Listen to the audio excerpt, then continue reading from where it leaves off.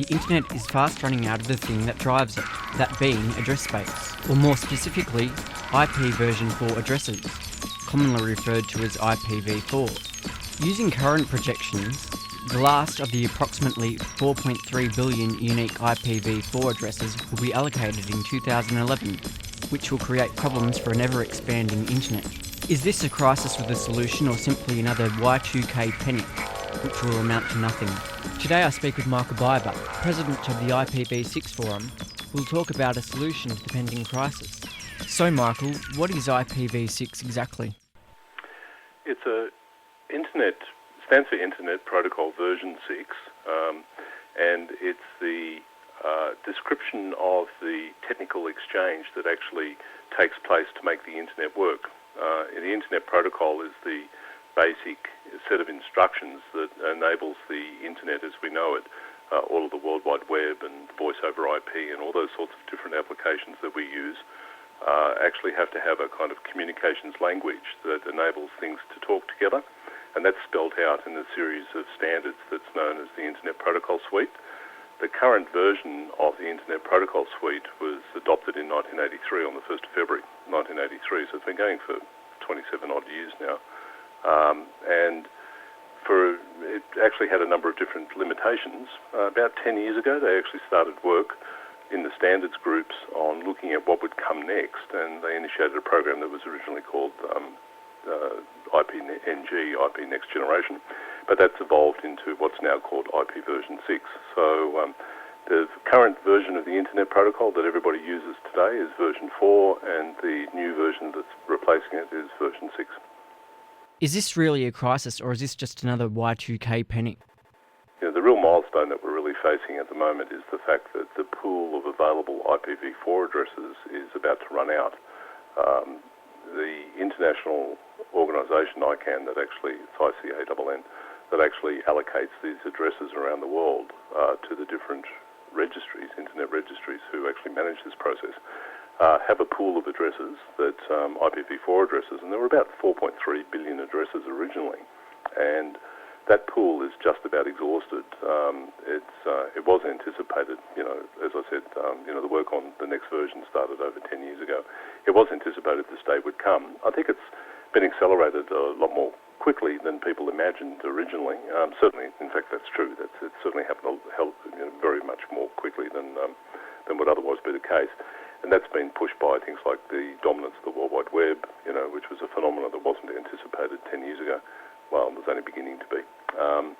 The voice over IP, mobile phones, 3G mobile phones with IP addresses and browsers and all the sorts of things that they need to do.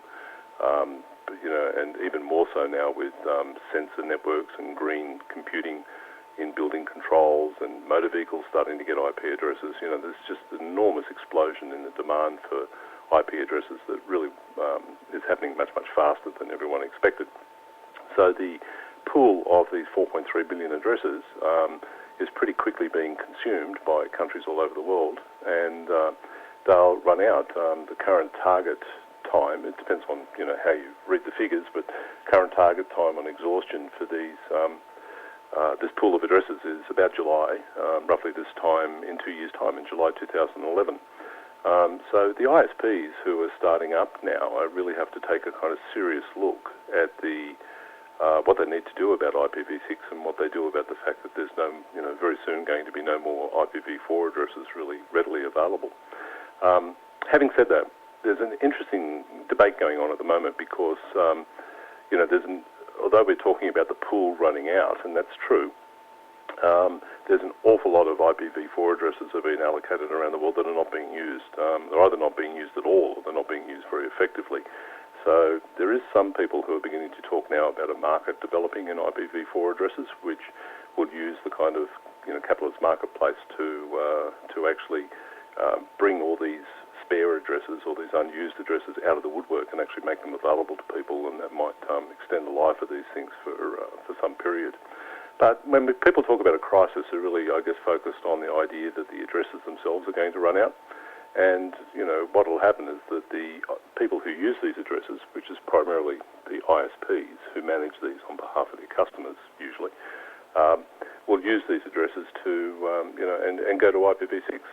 If I could give you just one example, Comcast is a major pay TV provider in the United States, and they were delivering new set-top boxes to their 12 million customers a few years ago, and they needed multiple IP addresses, about 3 roughly, IP addresses per set-top box, and one for the receive channel, one for the sending channel, command channel, and one for management of the network itself. And so 12 million boxes, 3 IP addresses per box, 36 million addresses. They decided for growth purposes that they actually needed about 40 or 50 million addresses. I mean, it's big numbers. They went to the provider of these addresses in the United States and said, we want 40 million addresses, and the provider laughed and said, go away, you can't have them.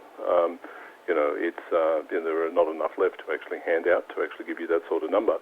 And Comcast said, well, what's our choice? And they said, well, the only choice you have is actually to adopt this new protocol, IPv6, and that's what they did. What do you think the solution is to encourage business and ISPs to implement IPv6? There's a couple of different answers to that sort of question. I don't think that people can really be pushed into this. It's just not the nature of the changes that are going to occur. Back in 1983, when we actually went from the previous protocols to IPv4, to the existing protocol, there were only 60,000 computers on the net, and it was relatively easy to actually mandate a day, the 1st of February 1983, when everybody needed to convert over to this thing called TCP/IP, which was brand new at the time. And that transition, on the whole, actually went very well. That really is not practical to be done now, given the scale and just the pervasiveness of the IPv4 arena and what needs to be changed. I think the major issue now is really identifying business cases that are relevant to all of the different industry sectors to actually provide them the incentive to actually go over. And I'm thinking about incentives around green working, reducing CO2 footprints, issues around the management of carbon capture, the emissions trading schemes, all of those sorts of environmental concerns, I think, are really becoming quite paramount in thinking for a lot of people, both individuals and corporations. And I think that there's a lot of business case around building sensors and smart utilities and smart meters and smart services that IPv6 really lends itself to.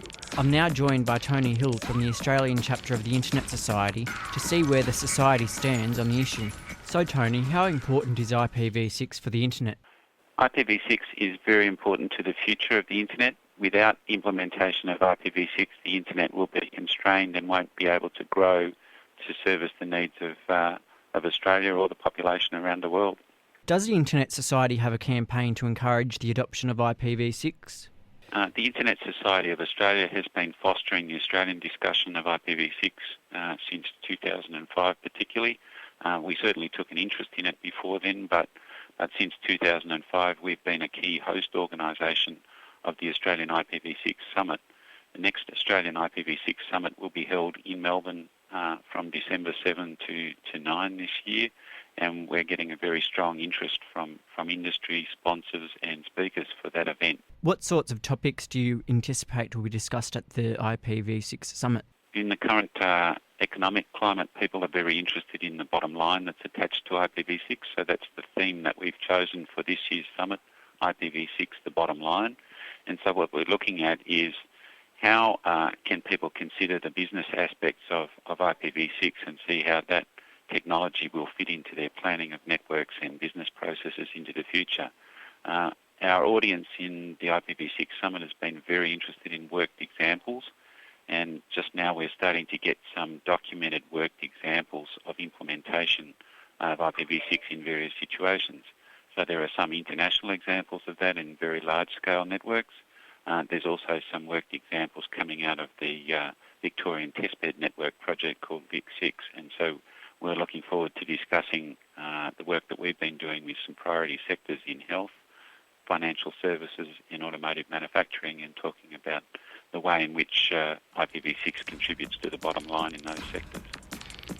Mark Newton from the internet service provider Internode speaks with me now about what ISPs are doing in the realm of IPv6. So Mark, comparing the two, does IPv6 have any tangible benefits over IPv4?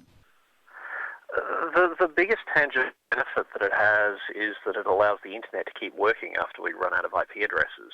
The thing that's stimulated the development of IPv6 is roughly the equivalent of what would happen on the telephone network if we ran out of telephone numbers.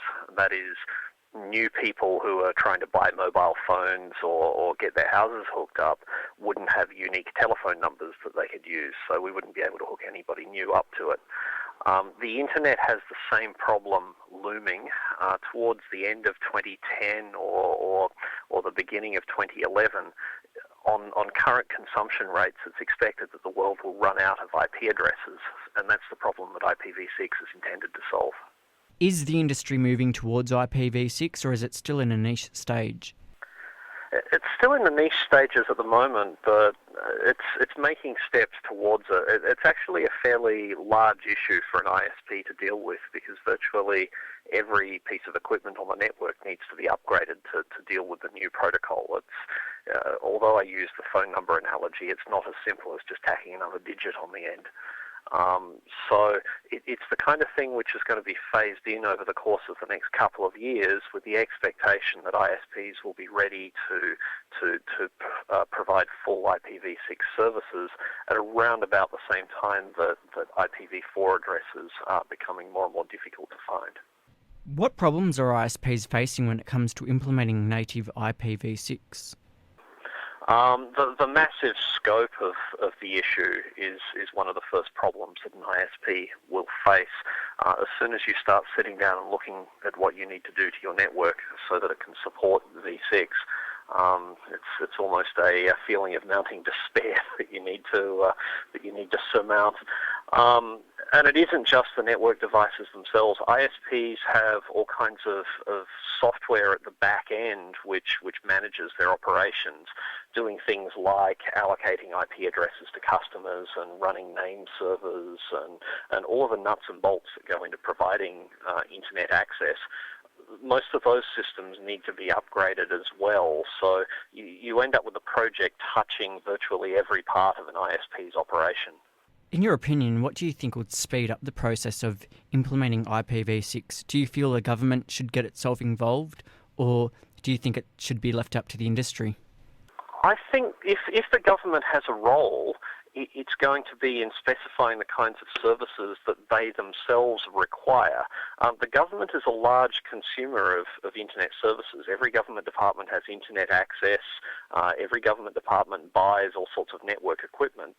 I think if the government starts specifying that IPv6 is something that's important to them when they're putting things out to tender, then that's going to provide the industry with an incentive to make sure that their equipment and services are up to that specification so that they can continue to sell to the government. For example, you can bet that most of Australia's major ISPs would commence large projects to rapidly roll out IPv6 at the drop of a hat if the government said that starting mid-2010 it was not prepared to accept any internet services that weren't dual-stack IPv4 and IPv6. So that's a role that a large purchaser like the government can take on. Can they pass any rules that sort of mandate that it gets rolled out? I don't think they need to do that because it's being rolled out anyway. So it's more a question of specifications in tenders than regulation. So there we have it. The exhaustion of IPv4 address space is real and is coming to the internet in no time at all. As we heard from our guests, there is a solution to the crisis, but it will take time, energy and investment from government and industry. I would like to thank Michael Biber, Tony Hill and Mark Newton for joining me on the program today. For more information about IPv6, please visit www.ipv6forum.org.au.